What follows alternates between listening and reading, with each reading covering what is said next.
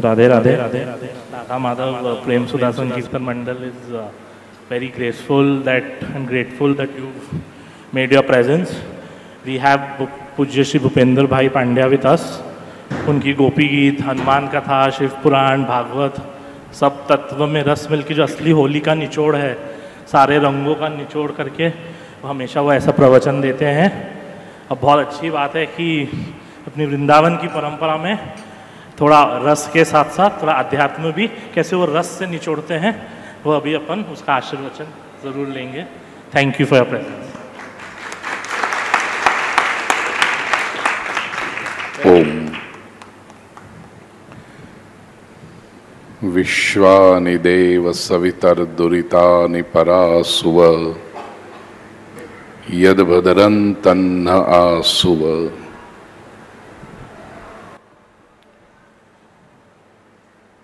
आत्मीय स्वजनों, प्रिय यश ने जो परिचय में 2 शब्द कहे, उसे एक सुंदर बात याद आ गई जिससे आरंभ करना चाहूंगा। हम सब धर्म के पथ पर हैं, अध्यात्म के यात्री हैं और विशेष करके भक्ति मार्ग से हम परम तत्व को पाना चाहते हैं। शास्त्रों का मार्गदर्शन, वेदांत की परिभाषा में कहूं तो प्रमाण हम अवश्य लेते हैं, because whenever we travel on an unknown path we need a guide. अब तो शहर में भी निकलो तो भी लोग वो एक चंपाबाई को चालू कर देते हैं फोन में, ताकि कहाँ से ट्रैफिक है कहाँ नहीं है वो पता चल जाए। समझ गए ना चंपाबाई?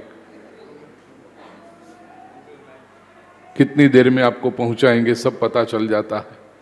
उसके बिना भी लोग पहुंचते थे, पूछ पूछ के पहुंचते थे। अब हर नुक्कड़ पे पूछना नहीं पड़ता, एक चंपाबाई ही बैठी बैठी बताते रहती है कि यहां जाओ ऐसे करो। तो बिना किसी मार्गदर्शन से पहुंचना कठिन होता है। मार्गदर्शन हो तो यात्रा सरल हो जाती है, लक्ष्य पे जल्दी पहुंच सकते हैं। हमारे शास्त्रकारों ने कहा कि 2 मार्गदर्शन आपको काम में आएंगे, एक शास्त्र का मार्गदर्शन और दूसरा संत का मार्गदर्शन। शास्त्र लिटरली मीन्स साइंस। केवल संस्कृत शब्द है इसलिए हम शास्त्र को समझते हैं कि लाल कपड़े में लपेट के रखी हुई पुस्तक जिसको केवल प्रणाम किए जाते हैं, ऊपर से टीका लगाया जाता है, फूल रखे जाते हैं, कभी खोल के पढ़ा नहीं जाता, वो नहीं। शास्त्र का अर्थ है साइंस। और संत वो है जिसकी 2 लाक्षणिकता है, वो कभी भी अपने घर की बातें न बताएं, वो जो भी बातें बताए वो शास्त्र प्रमाण से बताएं। क्योंकि संत वो है जो समाज का कल्याण करना चाहता है, जिसने शास्त्र का अध्ययन किया है, उस पर आचरण किया है और अध्ययन एवं आचरण के बाद अब वो उपदेश कर रहा है। Time tested wisdom, he himself has experienced it and now he is sharing it. ये संत है। मन घड़ंत बातें करने वाला हमने संत नहीं कहा, वो एंटरटेनर हो सकता है, संत नहीं हो सकता। और दूसरी बात कही, संत की लाक्षणिकता, जिसकी उपस्थिति में आपको शांति की अनुभूति हो, वो संत है।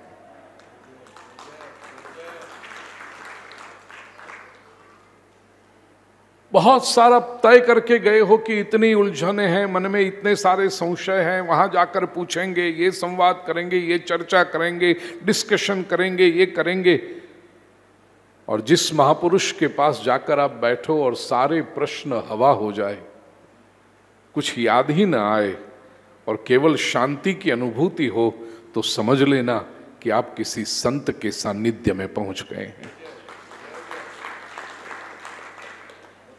ये शास्त्र और संत का समन्वय जो हमारे यहां किया गया, और प्राचीन भारत में बहुत नजदीक नजदीक, बहुत समीप समीप ऐसे ज्ञान के 3 केंद्र आज के उत्तर प्रदेश में माने जाते हैं, काशी, अयोध्या और ब्रज, वृंदावन।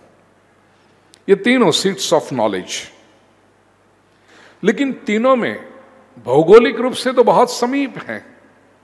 2-4 घंटे की यात्रा करके आप एक जगह से दूसरी जगह पहुंच सकते हो, लेकिन अंतर उसमें यह रहा, काशी ने शब्द पकड़ा। तो काशी के जो उद्भट विद्वान हैं वो शब्दों की चर्चा करेंगे। शास्त्र जब हाथ में लेंगे, श्रीमद् भागवत हो, रामायण हो, उपनिषद हो, वेद हो, शिव पुराण हो, कोई भी ग्रंथ हो, एक एक शब्द के व्याकरण सम्मत समास विग्रह करके कितने अर्थ प्रकट करेंगे कि ये शब्द ये शब्द ये कहता है। काशी ने शब्द पकड़ा, अयोध्या ने भाव पकड़ा।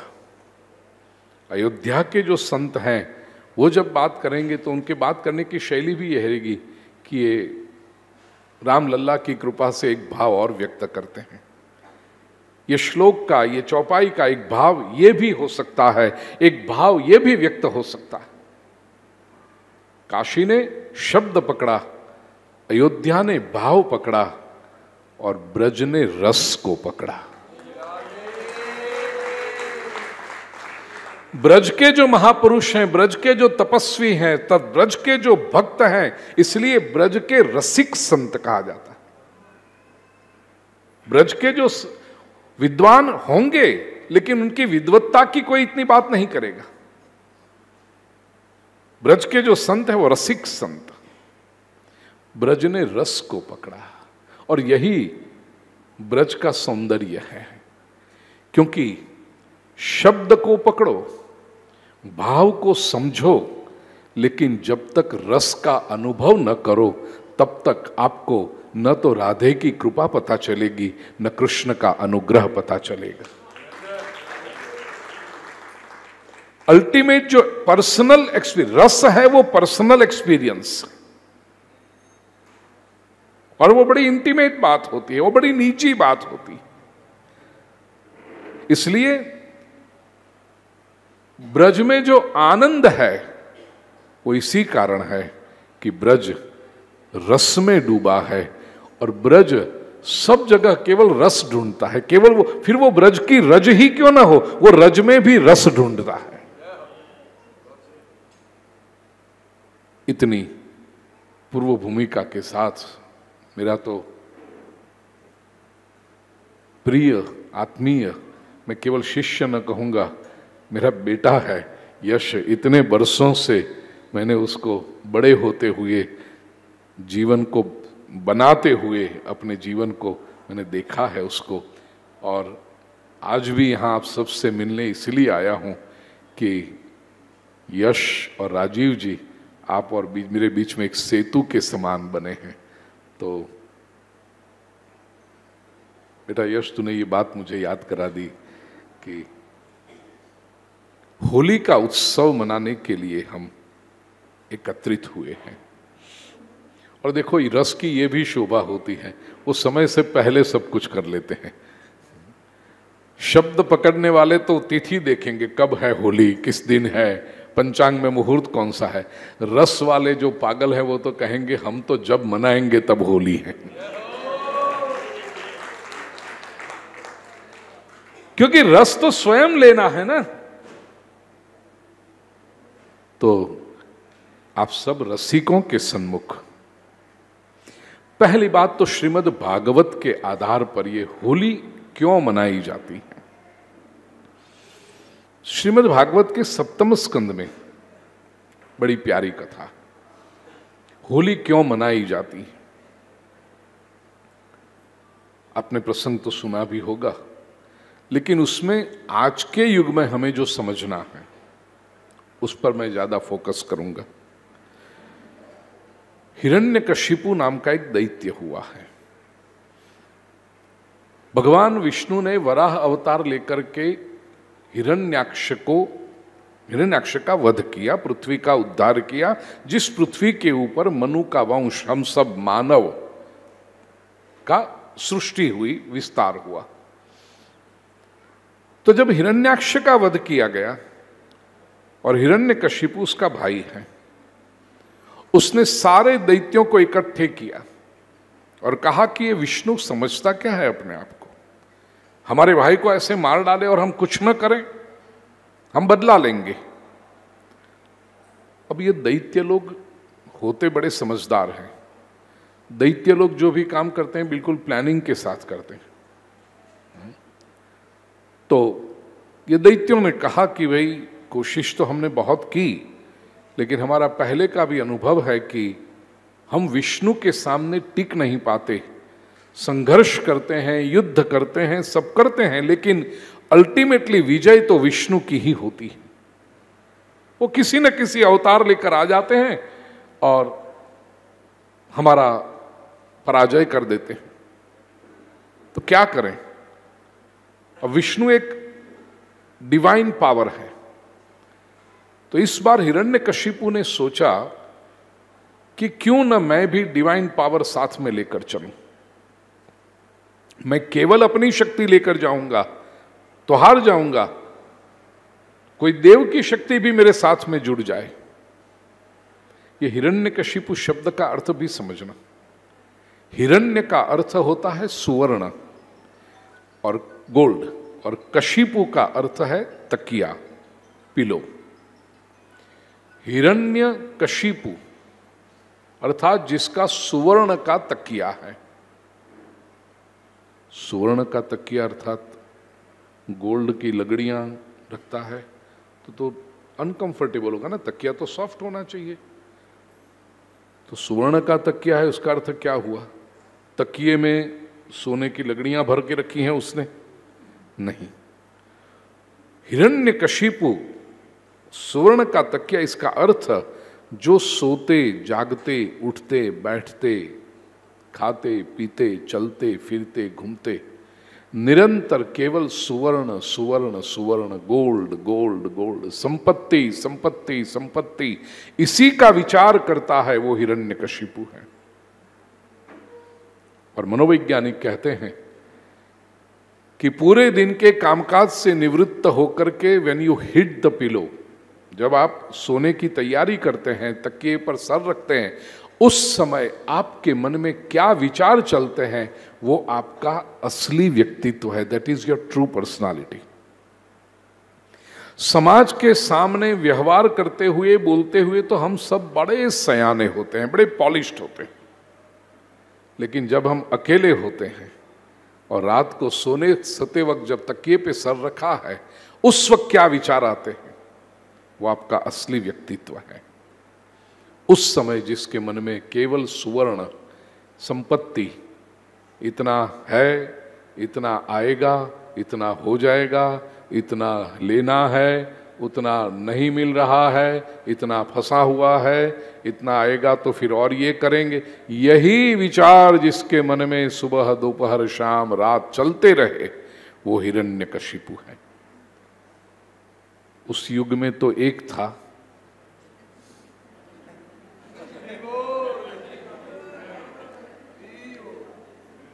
अब तय करें कितने हैं।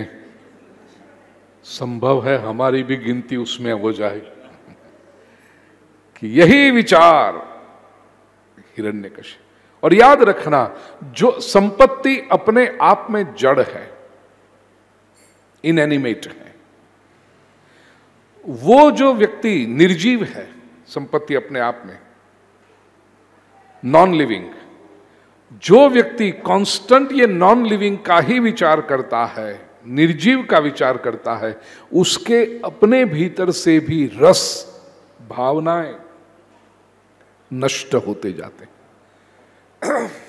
वो स्वयं भी निर्जीव होते जाता है, इमोशनलेस होते जाता है, क्योंकि जो जैसा सोचता है वो वैसा होता है। तो जो सुबह दोपहर शाम रात और जीवन भर केवल निर्जीव, इसलिए देखना, जो व्यक्ति बहुत अधिक संपत्ति के, मैं संपत्ति का निंदा करना नहीं चाहता, संपत्ति आवश्यक है, मेरे प्रवचनों में मैंने कहा है कि भारतीय संस्कृति संपत्ति को लक्ष्मी, महालक्ष्मी कहती, उसका आदर करती है, उसकी पूजा करती। लेकिन केवल मटेरियल वेल्थ, सुख सुविधाओं के पीछे पड़े रहना और केवल उसी के विचार करते रहना, मनुष्य जड़ हो जाता। इसलिए आप देखना, जो व्यक्ति केवल पैसा पैसा पैसा पैसा उसी के पीछे पड़ा है, फिर उसको न परिवार से कुछ लेना देना हो जाता है। पत्नी से कहेगा क्रेडिट कार्ड पकड़, मुझे डिस्टर्ब मत कर। तू चाहे जितनी क्लब में मेंबरशिप ले ले, चाहे जितना शॉपिंग कर लेता है, 2 सर्वेंट ज्यादा रख ले, घर में तुझे फर्नीचर करना है कर ले, नए ड्रेस ले आ, नई ज्वेलरी ले आ, डोंट डिस्टर्ब मी। अब ये नारी है, वो कहती है कि मैं कपड़े के लिए या तो ज्वेलरी खरीदने के लिए या क्लब की मेंबरशिप के लिए या शॉपिंग करने के लिए तुम्हारे साथ ब्याह करके नहीं आई थी। मैंने ब्याह इसलिए किया, मैंने मेरा हाथ आपके हाथ में इसलिए रखा क्योंकि मैं आपको चाहती थी। मेरी अभिलाषा ये थी कि आप बैठोगे, और वो तो बैठता ही नहीं, वो इसकी इमोशन ही नहीं समझ पाता। पत्नी जब कहे कि तुम बैठो, हम साथ में रहें, क्या जरूरत है? अब इसको कैसे समझाएं कि क्या जरूरत है? ये सब 2024 के हिरण्यकशिपु आपके आसपास दिखेंगे, और बहुत भाग्यशाली होंगे तो आपके घर में भी दिख सकते हैं। हिरण्यकशिपु तपश्चर्या की, ब्रह्मा जी को प्रसन्न किया। और नियम है कि कोई भी तपश्चर्या करिए, this is a simple theory of कर्म। जो पुरुषार्थ करे, प्रयास करे, तो उसको परिणाम मिलता ही है। ब्रह्मा जी प्रकट हुए, कहानी जो आप जानते हो मैं तुरंत बता दूंगा, उसके पीछे का भाव मैं थोड़ा व्यक्त करूंगा। वरदान मांगो, क्या चाहिए? तो हिरण्यकशिपु का प्रसिद्ध वरदान, जल में या स्थल में, घर के अंदर या बाहर, दिन में या रात में, मनुष्य या प्राणी, किसी भी शस्त्र से कोई मुझे मार न सके। पहले तो उसने कहा कि मेरी मृत्यु ही ना आए, लेकिन ब्रह्मा जी ने कहा वो तो संभव नहीं है। जातस्य ही ध्रुवोर मृत्यु, ये संसार का नियम है। जो शरीर लेकर के आता है उसको शरीर छोड़कर जाना भी पड़ता है। तो फिर हिरण्यकशिपु ने ये कंडीशंस रखी, फाइन प्रिंट्स, जैसे आपके होती है ना, एडवर्टीजमेंट आती है फ्री, लोगों का ध्यान पड़ता है, अरे कुछ मुफ्त में मिल रहा है। फिर उसके ऊपर एक थोड़ा सा वो स्टार जैसा होता है, नीचे लिखा होता है कंडीशंस अप्लाई। तो ये सारी कंडीशंस रख दी, शर्त रख दी। ब्रह्मा जी ने कहा तथास्तु। हिरण्यकशिपु ने सोचा कि अब तो प्रैक्टिकली कोई मुझे मार नहीं सकता, क्योंकि मारने के कारण तो या तो कोई घर के अंदर मारेगा या तो बाहर मारेगा। मैं तो ना अंदर मरूंगा, ना बाहर मरूंगा, ना जल में मरूंगा, ना स्थल में मरूंगा, न मनुष्य से मरूंगा, न प्राणी से मरूंगा, तो फिर कौन मार सकता है मुझे? न दिन में मरूंगा, न रात में मरूंगा, तो अब तो मैं अमर ही हो गया। अपनी शक्ति का प्रदर्शन करने लगा, देवों को परेशान करने लगा। और हिरण्यकशिपु के वहां पुत्र हुआ है प्रहलाद। बात भी ऐसी है कि हिरण्यकशिपु की पत्नी कयाधु जब गर्भवती थी और नारद इंद्र को पता चला कि इसकी पत्नी गर्भवती है और ये जो संतान को जन्म देगी उसमें यदि पुत्र हुआ तो ये भी राक्षस बनेगा, इंद्र ने सोचा ये राक्षस का वंश ही खत्म हो जाना चाहिए। इंद्र कयाधु को उठाकर ले जा रहा था अपहरण करके। बीच में नारद जी मिल गए। नारद जी ने पूछा, देवराज ये क्या कर रहे हो? ये कौन सी स्त्री को ले जा रहे हो? तुम्हारी पत्नी शची तो नहीं है ये? इंद्र ने कहा, हाँ ये हिरण्यकशिपु की पत्नी है, राक्षस की पत्नी। तो तुम क्यों ले जा रहे हो? इंद्र ने कहा, ये गर्भवती है, जैसे ही इसके पुत्र का जन्म होगा मैं मार डालूंगा, राक्षस वंश नष्ट हो जाएगा। इंद्र ने कहा, ऐसे नष्ट नहीं होते। मनुष्य का सर काट के आप मनुष्य को बदल नहीं सकते। मनुष्य के मन में रहे विचार को यदि बदलो तो मनुष्य बदलता है। विचारों को। देवराज जी आपको शोभा नहीं देता परस्त्री को ले जाना। कयाधु को नारद जी अपने आश्रम में ले गए और जब कयाधु गर्भवती थी, वो 9 मास नारद जी ने उनको शास्त्र सुनाए।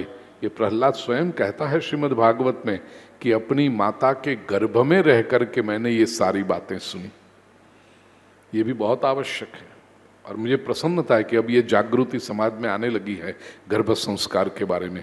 बीच में 50 वर्ष का समय ऐसा गया कि लोगों को पता ही नहीं था क्या करना चाहिए, लेकिन अब अवेयरनेस ये फिर से आने लगी है कि 9 महीना जो गर्भावस्था है उस समय जो स्त्री सोचती है वही संस्कार बालक के ऊपर पड़ते हैं, उसका खान पान, उसका रहन सहन, उसका चिंतन। तो अभी नई पीढ़ी में बहुत अच्छी बातें हैं, मैं बहुत पॉजिटिव हूं इसके लिए।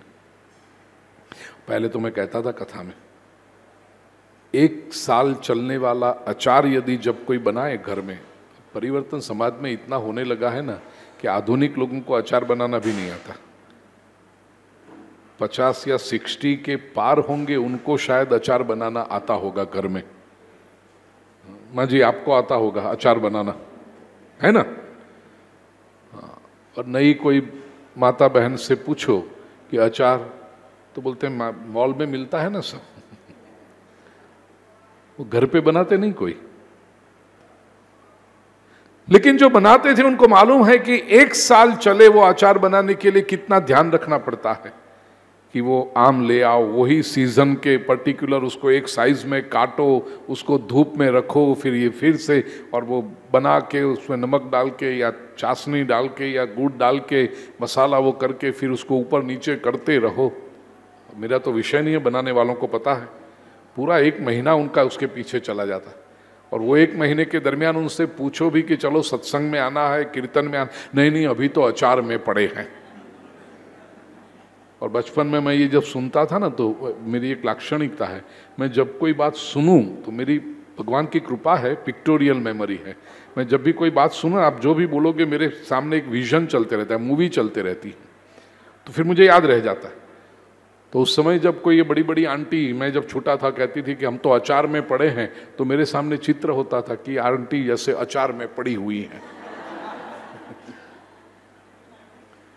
1-1 महीने तक। फिर जब बड़ा हुआ तो समझ में आया कि 1 वर्ष चले उतना अचार बनाने के लिए यदि आप इतना ध्यान रखते हो, सिलेक्शन ऑफ मैंगो से लेकर के पूरा बनाना, तो सब कैसे उसको संभालना, तो 100 वर्ष के लिए जो जीव को हम पृथ्वी पर लेकर आते हैं उसके लिए हमें कितना ध्यान रखना पड़ेगा। वो 9 मास कितने महत्वपूर्ण होते हैं। नारद जी ने कयाधु को ये समझाया पूरा, तो ये पुत्र जो हुआ हिरण्यकशिपु का, उसका नाम है प्रहलाद। प्रहलाद शब्द का भी अर्थ समझे, प्रकृष्टेन लाद प्रहलाद। संस्कृत में लाद शब्द का अर्थ होता है आनंद। आह्लाद शब्द आपने सुना होगा ना, लाद का अर्थ है आनंद। प्रहलाद आनंद से भी ऊपर, प्रकृष्ट अर्थात किसी भी कोई भी परिस्थिति हो। देखिए, अनुकूल परिस्थिति में आनंद सब कोई कर सकता है, प्रतिकूल परिस्थिति में भी जो आनंद करता रहे, अपने आनंद को खोए नहीं, वो उसको कहते हैं प्रहलाद।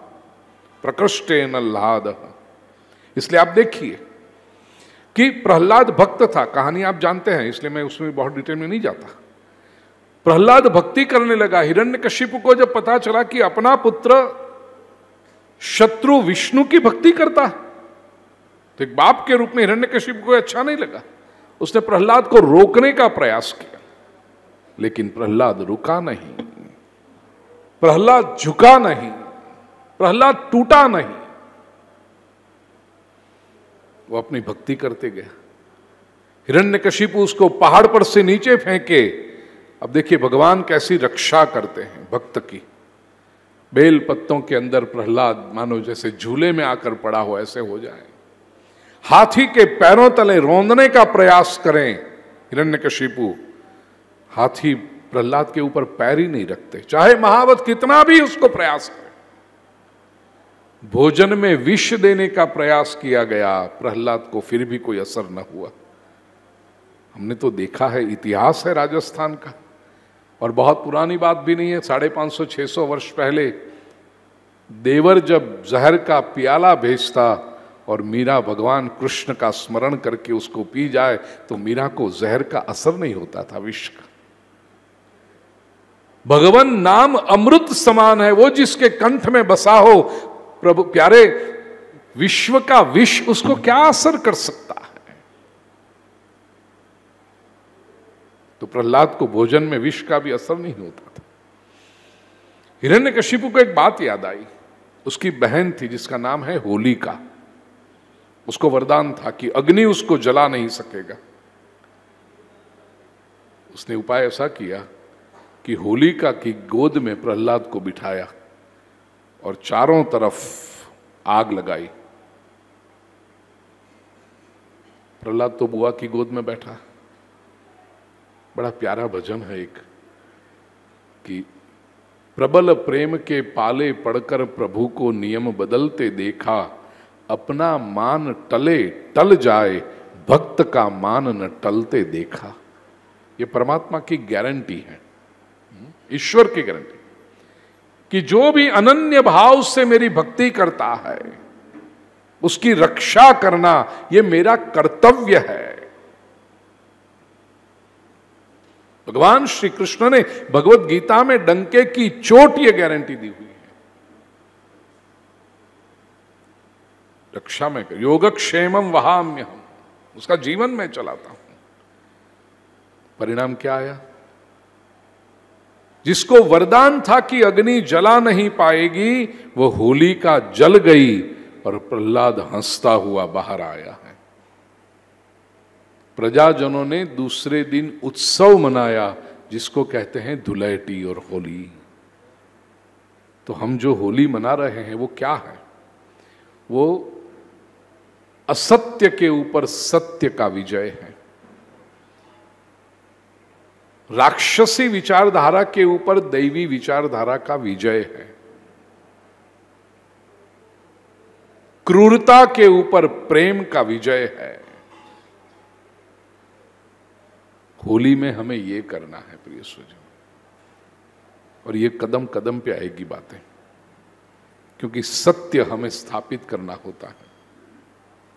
5 प्रकार के सत्य हैं, मैं संक्षेप में बता दूं आपको। एक पर्सनल ट्रुथ, व्यक्ति का सत्य, इंडिविजुअल ट्रुथ। दूसरा होता है सामाजिक पारिवारिक, दूसरी स्थिति है परिवार का सत्य। तीसरा होता है समाज का सत्य, चौथा होता है राष्ट्र का सत्य, और 5वां होता है विश्व का सत्य। इंग्लिश में यदि शब्द आप चाहो, individual truth, family truth, social truth, national truth and universal truth. कहीं कहीं यह होगा कि एक दूसरे में इसमें संघर्ष आएगा। अस्तित्व की बात भी कहो, केवल ट्रुथ का अर्थ फैक्ट समझ के मत बैठना। ट्रुथ का अर्थ है कल्याण। सत्य शब्द की भी व्याख्या है सते हितम सत्यम, क्योंकि ये मैं जब भागवत कथा करता हूं तो हमेशा उसमें जो फंडामेंटल्स है उसको क्लियर करता हूं। हम सत्य शब्द भी जब सुनते हैं तो हमारे मन में एक ही बात आती है कि हकीकत बोल देना, बस। सच बोलना का अर्थ हम क्या कहते हैं? जो हुआ है वो बता दो तो सत्य हो गया। नहीं, शास्त्र की परिभाषा में just to state facts is not truth. Sanskrit में 2 शब्द हैं, तथ्य और सत्य। इंग्लिश में भी है तथ्य, फैक्ट, और सत्य, रियलिटी। ये दोनों में अंतर है। छोटे से सत्य की व्याख्या है सते हितम सत्यम, जो बोलने से वक्ता का और सुनने वाले का दोनों का कल्याण हो, वक्ता और श्रोता दोनों का कल्याण हो, उसको कहते हैं सत्य। तथ्य अलग हो सकता है, सत्य अलग है। दृष्टांत समझ लीजिए, आपका पड़ोसी दुर्गुणी है, व्यसनी है, दुनिया भर के व्यसन उसमें लगे हुए हैं, भ्रष्टाचारी है, दुराचारी है, व्यभिचारी है, बुरा आदमी है। आपने अपनी आंखों से देखा है, आपके पास प्रूफ है, उसके फोटोग्राफ्स हैं आपके पास। तो ये हुआ तथ्य। अब आप रोज दिन में सुबह दोपहर शाम रात 10-10 लोगों को बिठाओ और आधे आधे घंटे तक आपके पड़ोसी की बात बताओ कि मेरा पड़ोसी बहुत बुरा आदमी है, बड़ा व्यसनी है, सब बुराइयां उसमें हैं, भ्रष्टाचारी है, व्यभिचारी है, दुराचारी है। ये बोलने से आपका भला होगा? आप जिसको सुना रहे हैं उसका कल्याण होगा? आप कह रहे हो तथ्य, आप झूठ नहीं बोल रहे हो, लेकिन ये केवल तथ्य वर्णन हुआ, ये सत्य वर्णन नहीं हुआ। और हम जब भगवान की बातें करते हैं, प्रश्न करने वाले तो पूछेंगे, ऐसा भी कभी हो सकता है क्या? 7 वर्ष का बालक कृष्ण इतने बड़े गोवर्धन पर्वत को उठा सकता है क्या? ऐसा भी कभी हो सकता है क्या कोई व्यक्ति विष खाए और मरे नहीं? ऐसा भी कभी हो सकता है क्या कि हाथी के पैरों तले रौंदने की प्रयास किया जाए और बालक मरे नहीं? अरे ऐसा भी कभी हो सकता है क्या अग्नि के अंदर रखो और वो जले नहीं? ये हो सकता है क्या? We have our own doubts. होते हैं ना आजकल के लोग स्वयं को बहुत बुद्धिमान समझने वाले बुद्धू लोग।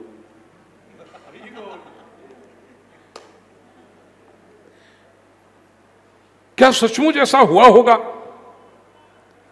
मैं हमेशा कहता हूं, मेरी श्रद्धा है कि ये हुआ है, लेकिन ये यदि न भी हुआ हो, हु केयर्स? ये सारी बातें मुझे परमात्मा के साथ जोड़ के रखती है। ये सारी बातें मेरे भीतर एक श्रद्धा को निर्माण करती है कि यदि प्रहलाद, यदि मीरा विषपान करके भी उनको असर न हो, तो मैं भी संसार के सारी निंदा रूपी विष सुनता रहूं और मुझ पर उसका असर न हो। यह संभव है।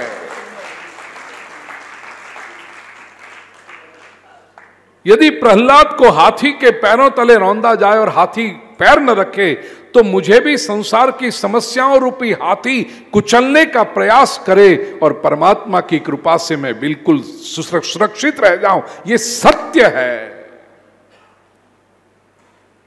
ये मेरा हौसला बढ़ाती हैं बातें, मेरी हिम्मत को बढ़ाती है, मेरी पॉजिटिविटी बढ़ाती है, इसलिए मेरे लिए सत्य है। ये बातें सुनकर मेरा कल्याण होता है। नहीं तो आज के समय में टूट जाना, बिखर जाना बड़ा आसान होता है। इतने वायरसेस आपके आसपास घूमते रहते हैं, रोते हुए, नेगेटिविटी फैलाते हुए, अरे सब बिगड़ गया, जमाना खराब हो गया, नई पीढ़ी तो बात ही छोड़ दो, बच्चे तो बिगड़ ही गए। होता है ना ऐसे लोग। अब ये वायरस का इन्फेक्शन आपको लगता है, लगाना चाहते हो आप? ऐसे लोग 10 मिनट बातें करें, उनके जाने के बाद आप आधा घंटा सर पे हाथ रख के बैठते हो, बहुत बिगड़ गया सब। इन वायरस से यदि बचना हो तो ये सत्य जो शास्त्र है उनका आधार लेना पड़ेगा। इसलिए संतों की वाणी का प्रसाद हमें स्वीकार करना पड़ेगा। लोगों ने दूसरे दिन जो उत्सव मनाया वो है धुलैटी और होली। सत्य मैं जो कह रहा था, सबसे पहले हमें अपने आप पर वैयक्तिक, प्रिय स्वजनों, आज के युग की बहुत बड़ी जो समस्या है वो ये है, सोशल मीडिया के माध्यम से हम पूरे विश्व से जुड़ते हैं, लेकिन अपने से और अपनों से बिछड़ते जाते हैं। लोगों को लगता है कि फेसबुक पर मेरे 2000 फ्रेंड्स हैं। ये संबंध इतने खोखले हैं क्योंकि वो फ्रेंडशिप आपकी केवल एक थम्स अप पर, थम्स अप ही कहते, क्या उसको कहते, लाइक पे आके रिखड़ जाता। ये मेरा विषय नहीं इसलिए, क्योंकि मैं तो सोचता हूं ये कॉन्सेप्ट भी कैसे बदल गया 20 साल में। हम जब छोटे थे तो स्कूल में पढ़ते थे, उस समय कोई ये करे ना तो हम बुरा मान जाते थे। कोई नया जूता ले आए, कोई नया शर्ट ले आए, या हमारे लंच बॉक्स में केवल रोटी सब्जी हो और उसके लंच बॉक्स में सैंडविच हो। पिज़्ज़ा की बीमारी उस समय नहीं आई थी, तो सैंडविच भी हो या कोई मिठाई हो और हम कहे ले, तो 3 दिन तक हमारा मुंह ऐसा हो जाता था ना, उसने मुझे ठेंगा, हाँ, उसने मुझे ठेंगा दिखाया। कितने लोग हैं जो ये ठेंगा देख के निराश हो जाते थे? हाथ जरा ऊपर कीजिए, ये देखिए। और यही लोग आज होटल में जाएंगे इतवार की, रविवार की शाम को, और भोजन करने से पहले लोग पहले प्रार्थना करते थे। अब ये सोशल मीडिया के जमाने में प्लेट का फोटो लेते हैं और अपलोड करते हैं। पहले भगवान को भोजन अर्पण करके करते थे भोजन, अब पूरी दुनिया को खिलाते हैं। पहले दिखा देते हैं कि तुम लोग देख लो, कहले क्या है, भगवान को दिखा के खाते थे ना, अब दुनिया को दिखा के दुनिया का झूठा। और भोजन करते करते बार बार वो देखते रहते हैं कितने ठेंगे आए, और वो ठेंगे ना आए तो उनको बुरा लगता है, मानो इधर ये होटल में जाके खाना खा रहे हैं, वो सारा खर्चा बेकार गया, एक भी ठेंगा नहीं आया, किसी को मालूम ही नहीं पड़ा कि हम आए हैं यहां पर। अब ठेंगा बड़ा प्यारा लगने लगा। अब की नई जनरेशन ठेंगा दिखाती है। बेटा आप लोग, आप नई जनरेशन के हो बेटा, आपको ऐसा ठेंगा दिखाए तो कुछ खराब लगता है कि नहीं लगता है? वो कॉन्सेप्ट ही गया ना अभी ठेंगे का, बेचारा ठेंगा।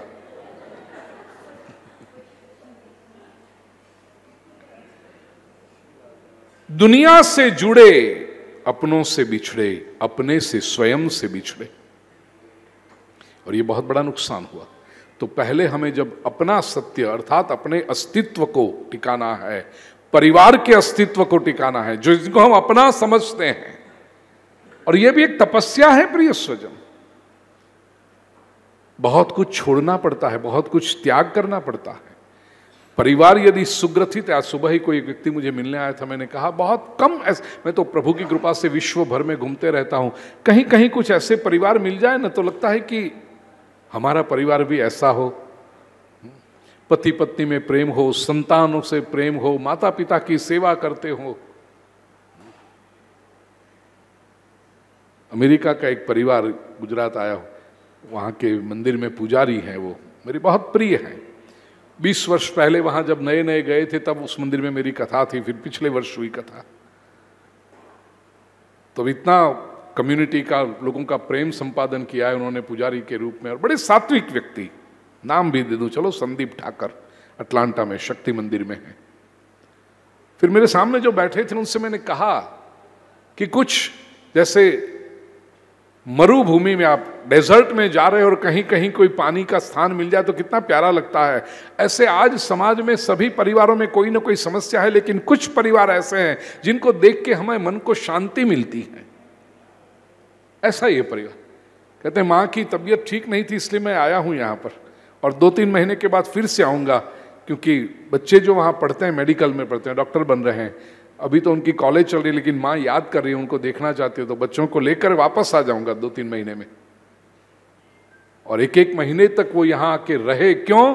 और कोई काम नहीं है, केवल माँ की सेवा करनी है, इसलिए मैं आया हूं। प्रिय स्वजनों, मलाड से गोरेगांव नहीं आते, वो भी आपने देखा होगा, समाज की कटु वास्तविकता को वृद्धाश्रम में छोड़ के आते हैं। और अमेरिका में बसा हुआ व्यक्ति छुट्टियां लेकर के बस मेरी मां की सेवा मुझे करनी है। तो ऐसे जो लोग हैं, आवश्यकता ऐसे परिवारों की है प्रिय स्वजनों। व्यक्तिगत स्तर पर हमारा अस्तित्व, परिवार के स्तर पर हमारा अस्तित्व, समाज के स्तर पर हमारा अस्तित्व हो, एज अ सोसाइटी। ये आप सब लोग संकीर्तन के माध्यम से मिलते होंगे, कब? महीने में एक बार मिलते हैं? कितने प्यारे लोग हैं, हर रविवार मिलते हैं, वाह। तो ये क्योंकि संकीर्तन जब चल रहा था, खास करके ये युगल प्रार्थना, तो मैं देख रहा था आपको, क्योंकि मुझे भी देखना पड़ता है ना किसके सामने मुझे बोलना है, तो तब पता चलता है क्या बोलना है। आपके नक्शे तब देखूं तब तो पता चलेगा ना, कोई रटा हुआ तो बोलता नहीं हूं। तो मैं देख रहा था कि आप इतने इन्वॉल्व हैं, तो मुझे लगा कि ये रेगुलर मिलने वाला ग्रुप है, उतना तो मुझे पता चल गया। अब जब रेगुलर आप मिलते हो तो इसका अर्थ है कि you look forward to it, मिलेंगे, स्वजन मिलेंगे, एक समाज के रूप में आप जुड़े हुए हो। रविवार को शाम को बहुत कुछ बातें हो सकती हैं, लेकिन आप राधा जी के माध्यम से, भगवान कृष्ण के माध्यम से, युगल सरकार के माध्यम से संकीर्तन करने के लिए, अपने बीते हुए सप्ताह को पवित्र करने के लिए और आने वाले सप्ताह को शक्तिमान करने के लिए आप इकट्ठे हो रहे हैं। और समाज के रूप में जो शक्ति है आपकी, वो बढ़ती है, रेजुविनेट होकर के जाते हैं हम। नहीं तो कौन आता है एक स्थान पर हर रविवार? क्यों आए? बहुत ये काम है, वो काम है, बहाने तो हजार मिल जाते हैं। लेकिन यदि हम आते हैं तो उसका अर्थ कि कुछ पाते हैं, कुछ मिलता है, और ऐसी कुछ बात मिलती है जो बाहर पैसा खर्च के नहीं मिलेगी, बाहर से नहीं मिलेगी, वो यहीं आके मिलेगी। समाज के रूप में हमारा अस्तित्व दृढ़ होते जाता है, राष्ट्र के रूप में हमारा अस्तित्व दृढ़ होता है। कल ही अनाउंसमेंट हो गई है, राष्ट्र के रूप में एक बार फिर हमारा अस्तित्व दृढ़ करना है, कमल को खिलाना है, परमात्मा के चरणों में अर्पित करना। राम लल्ला तो विराज गए, अब मथुरा में जन्मभूमि में कृष्ण को विराजमान करना है। ज्ञानवापी के शिवलिंग के दर्शन करने हमें भी जाना हमारा है और हमारा रहना चाहिए। तो ये राष्ट्र के रूप में हम स्वयं, मैं हमेशा जब से होता है, मेरा कथाओं में भी कहता हूं, यहां बैठ के ताली बजाएंगे बहुत अच्छी बात है, लेकिन 20 मई को मुंबई में जब वोटिंग है, वेकेशन पे मत जाना, बाहर मत जाना। आप स्वयं पूरे परिवार के साथ जाकर के वोट, क्योंकि केवल ताली बजाने से या व्हाट्सएप के मैसेज फॉरवर्ड करने से कमल नहीं खिलता है, उससे राष्ट्र निर्माण नहीं होता है। लोकतंत्र में वहां जाकर के, पोलिंग बूथ में जाकर के, बहुत गर्मी है, छोड़ो कौन जा रहा है, बहुत भीड़ है, लाइन लगी, दूसरे लोग जाके देंगे ही ना, हमारे एक वोट से क्या फर्क पड़े? बहुत फर्क पड़ता है एक वोट से। तो ये आज युगल सरकार को हम ये भी कहेंगे कि 20 मई को कमल खिलाने के लिए हम पूरे परिवार के साथ जाएंगे और आसपास के लोगों को लेकर जाएंगे। राष्ट्र का निर्माण एक शक्ति के रूप में, प्रिय सज्जनों, मैं देख रहा हूं, और मैं जो भी बातें कहता हूं, समझने वाले को पता चल जाएगा ये रटी हुई बातें नहीं है, अनुभव से प्रकट होती हुई बातें।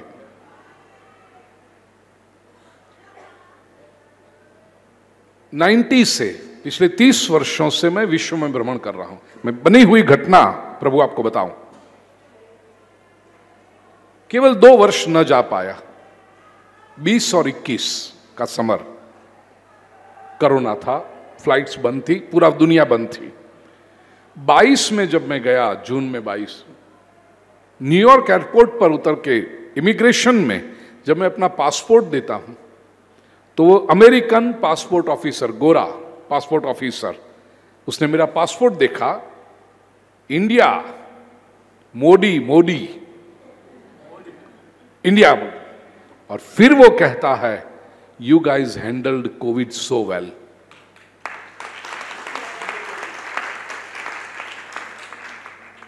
प्रिय स्वजनों, वो व्यक्ति भूपेंद्र भाई पंड्या को नहीं जानता था, वो भारत के पासपोर्ट को जानता था, वो मोदी को जानता था। और हमने जिस तरह से कोविड को हैंडल किया, पहले हम कटोरा लेके दुनिया में भीख मांगने निकलते थे, अब हम अनाज और दवाइयां दुनिया को देने के लिए निकले थे। ये राष्ट्र होता है। और देखते हैं हम जिस तरह से लोगों का व्यवहार बदल जाता है। इंडियन पासपोर्ट की वैल्यू मैंने अनुभव किया, इसलिए मैं आपको बता रहा हूं इंटरनेशनली।